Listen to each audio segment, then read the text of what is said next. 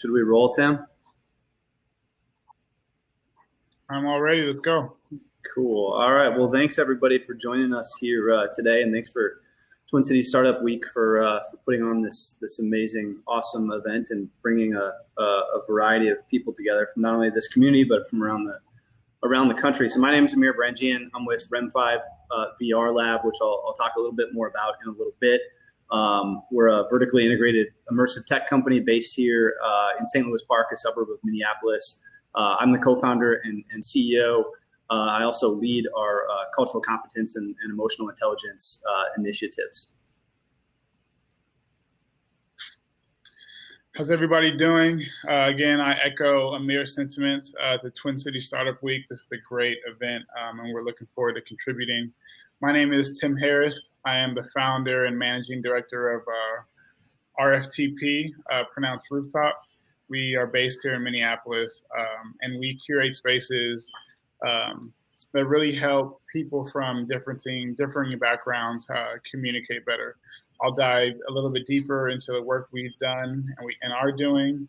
Amir and I started working together probably at the beginning of 2020, and everything that's been going on has actually made us work closer together and find out some creative ways to have these conversations. So, and that will go on to the agenda. I'll talk about Rooftop a little bit, then I'll hand it over to Amir, and then we'll talk about how we've collaborated this year with the work that we're both doing. Cool. Let's jump in. All good. So like I just mentioned, Rooftop, we create authentic experiences that allow people from different perspectives to better connect with each other. This idea really was born out of frustration and a need to communicate at a higher level. I moved to Minneapolis in 2014, and I had a bunch of experiences that were challenging me, and I wanted to talk with my community and figure out ways that I can get to know people better that were next to me. And with that, I started Rooftop. It originally started as a cathartic exercise that was mainly community-based. And as we started going, I really saw some actual business applications that we could apply. And 3 years later, we are moving and are growing in a pretty rapid pace. So I'll dive in a little bit next.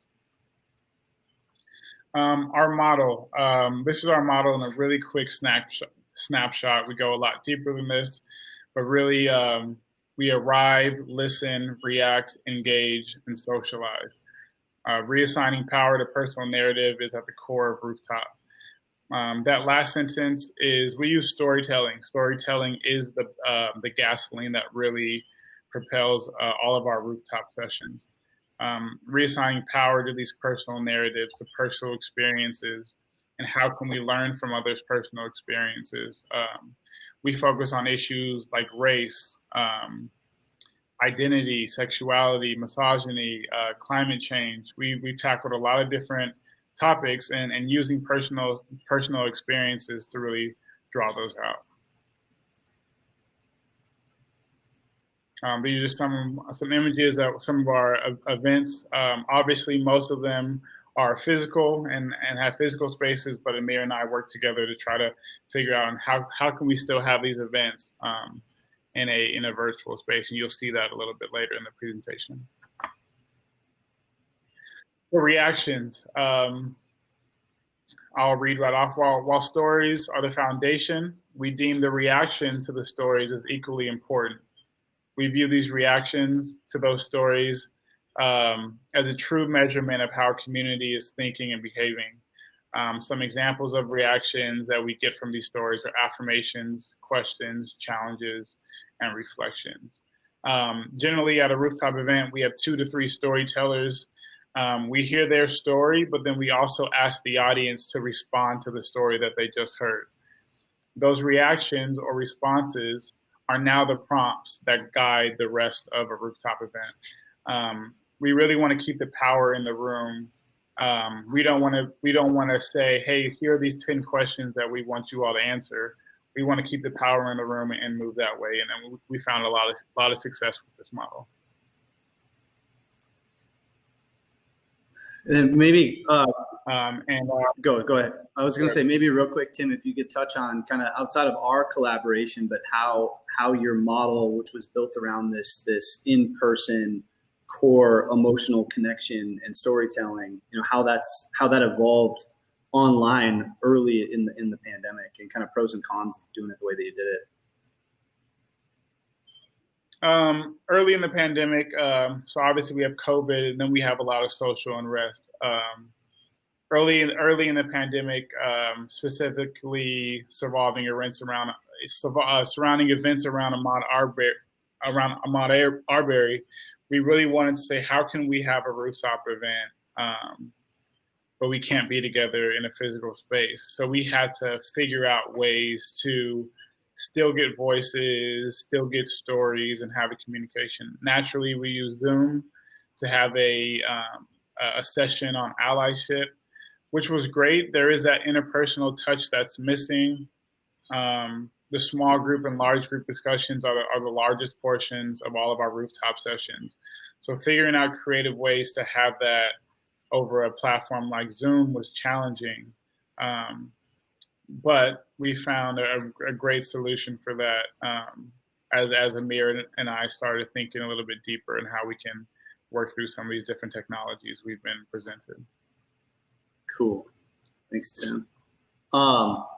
So I'll jump in and kind of talk about the legacy REM5 business in terms of how we're using immersive technology for social justice. But the one thing I wanted to start out by saying is that we don't ever view VR as the solution, right? VR is just a tool, right? It's a piece of the puzzle. It's a tool in the tool chest, and it can be used to tell stories and provide experiences.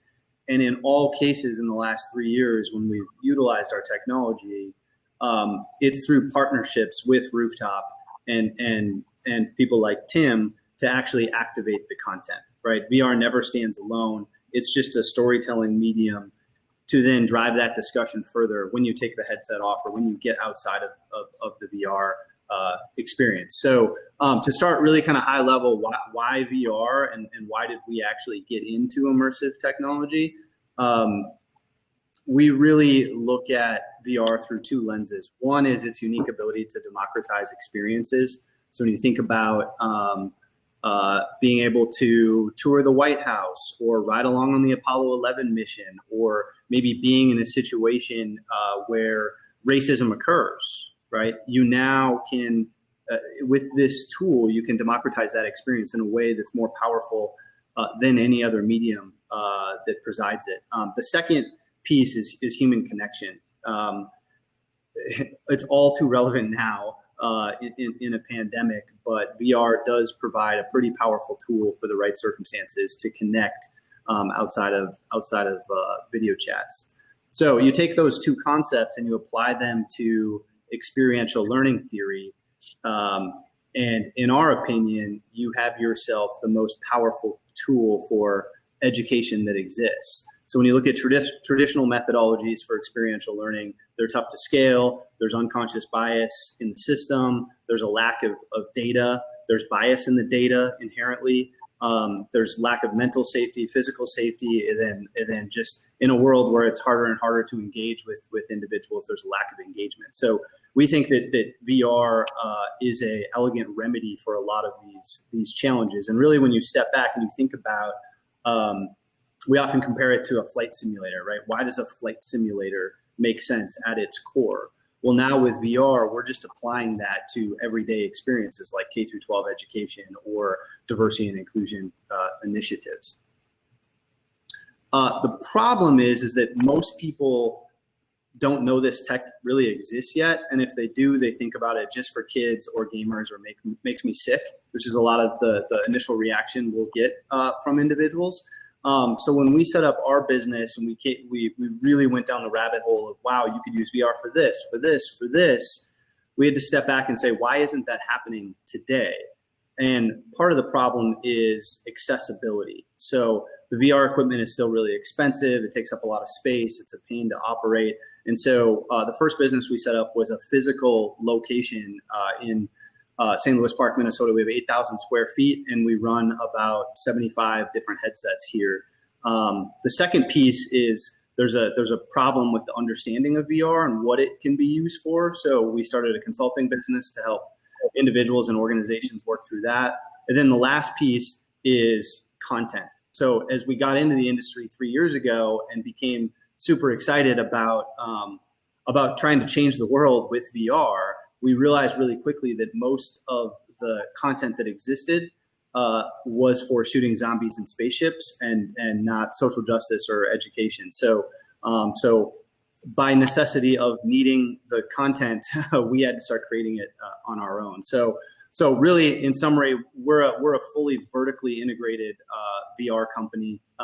If a school or if a business wants to incorporate VR, we bring literally everything to the table, and it's a turnkey solution.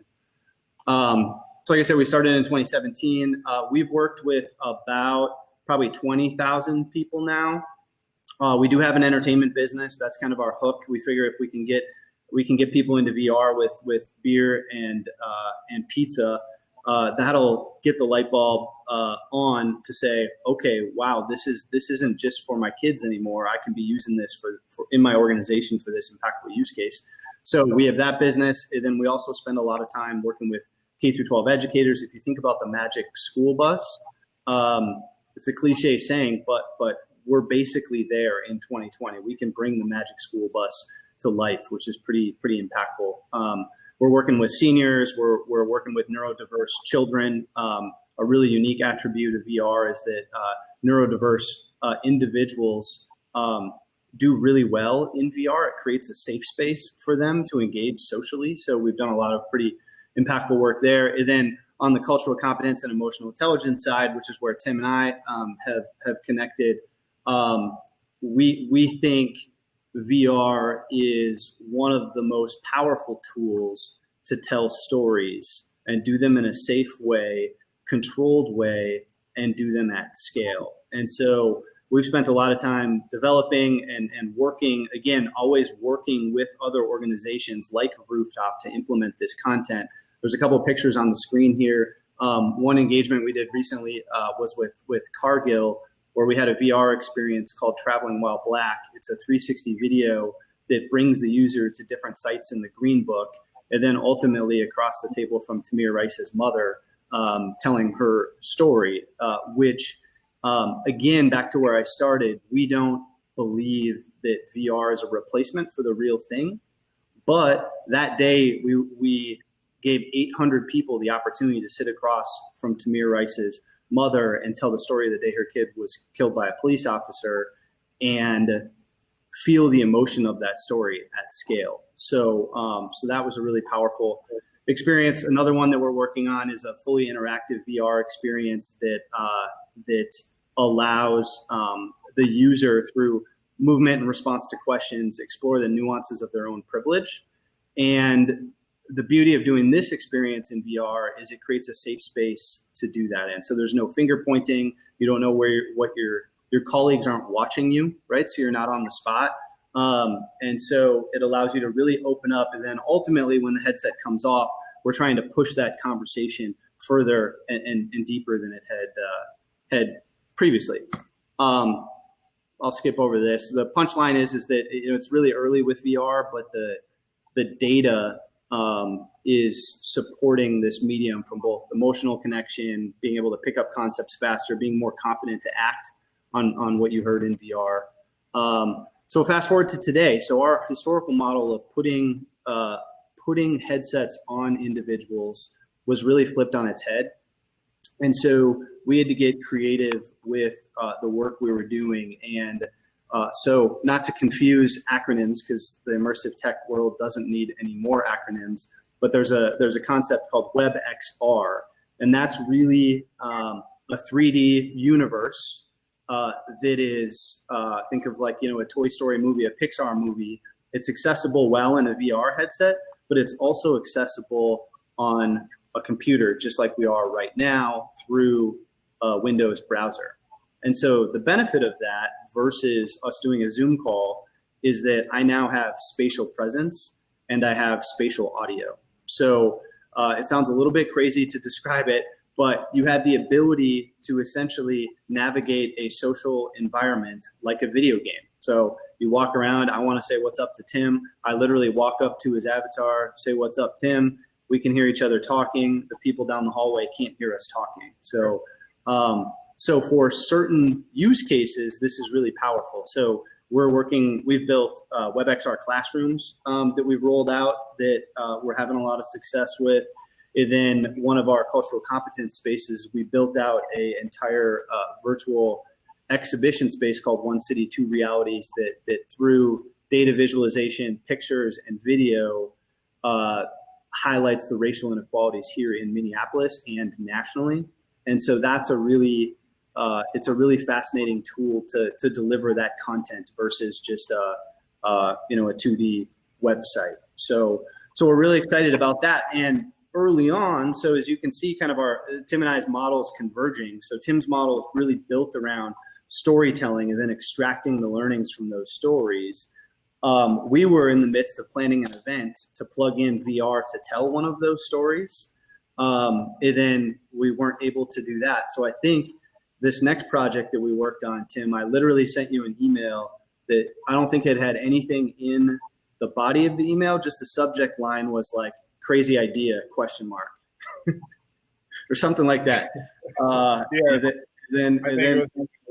And then we hooked up and kicked off one of the first of its kind. I think we can say with a high degree of confidence, it's the first time any type of event like this has been held in a virtual space ever, just last week. So I've been talking too much. I'll pass it over to you for a minute, Tim. No, it was great. It's great. Yeah, I mean, this was fantastic. I think to echo what Amir was saying, it was challenging to find a way to have a conversation that is this tough, potentially divisive, that really gets its legs from interpersonal communication. How can we do high level with technology? I think bridging this idea of social justice with technology is at the core of what Amir and I are both really, really passionate about. And this beta event we had last week was a step forward in realizing those goals. So we just did it. We've been developing this space for a while, and we have some pictures. This is, you can see everybody's little avatar. You can see some names up top. To explain it, every avatar you see in there is an actual individual in front of their screen at home. The entire rooftop space, right now we're back in the gallery space, and the gallery we created are actual responses to a prompt that Rooftop put out there. So essentially you're in a museum gallery, art gallery of responses that people have to different prompts. It was a really, really cool event. Everybody, you see how close they are, can communicate with each other. They can talk, they can ask questions in real time. And this was kind of our landing space before we went to the story portion of the event. Yeah, and one thing I'll add too is it's a little mind-bending to think about. But as we were planning this event and like laying out the agenda, it was basically exactly what it was like for a real life in-person event. Now we learned some things, right? There were some things that went really well and some things we learned from that we're going to tweak next time. But because you have this spatial presence and you're in there, you start with social hour, right? So for the first 15 minutes, it was people walking around, mingling. Some of the people knew each other, some of the people they didn't, which it can be challenging to do in this medium, as you know. I mean, Hopin is a great tool, and there's some innovation that they've done to be able to do that. But in this case, if Tim and I are talking, and you see us talking and you want to jump into that conversation, just like you would in reality, you kind of walk up, listen in, and then engage. So in some respect, and again, it sounds crazy and abstract, it can be more natural social interaction than it is in on Zoom. And then this picture here. So we literally, it's not a jumping from room to room. Tim and his partner Latoya did a great introduction, and we welcomed everybody to the space. And then we moved. We literally moved. Everybody just walked over into the main space to then listen to the stories, if that makes sense. Because I sometimes realize I spend way too much time in these spaces, and I forget to just kind of tell the basics of how it kind of operates, because it is new. Yep. This space, if you see the two pictures on the left and the right, and obviously those just kind of make the space look better. The central picture that's underneath the RFTP sign is an actual video. I explained earlier our rooftop events, we have 2 to 3 storytellers. Obviously, it's not in a physical space, so we actually just recorded the stories instead of having a live storyteller. And everybody in this virtual space is able to face the screen. We're able to press play in the virtual space, and everybody can consume the story the same way they would in an actual physical rooftop space. And it was a really interesting. It was not interesting in a really cool way to see that story translate and to see the same group of people watch and hear the story at the same exact time. Yeah, one of the things that I find, Tim, in being in a space and in being there and watching the video is, again, back to that sense of presence that you have in being in there. And so now you find yourself in there, like looking up at the big screen, watching the video, fully engaged, versus if I'm watching a YouTube video, right? That's just kind of like happening, right? I might be engaged, I might not be. So that was just me, and but that was an interesting thought that I had as we were kind of going through it. Yeah, absolutely. This is just another picture. You see, that was our other storyteller on that far wall. So a key aspect of our rooftop events, we have breakout sessions, we have small groups. Amir and team did a great job, and they created for us these actual breakout rooms, A and B, that you can see there. After the stories, after people react to their stories, we asked individuals to go to your breakout room. And we didn't give them a whole lot of instructions, I think on purpose, because we wanted to see what learnings we would have. But people went to their breakout rooms, and there was about 6 to 8 people per room. And then again, a very natural conversation about the stories and about the reactions started in this virtual space.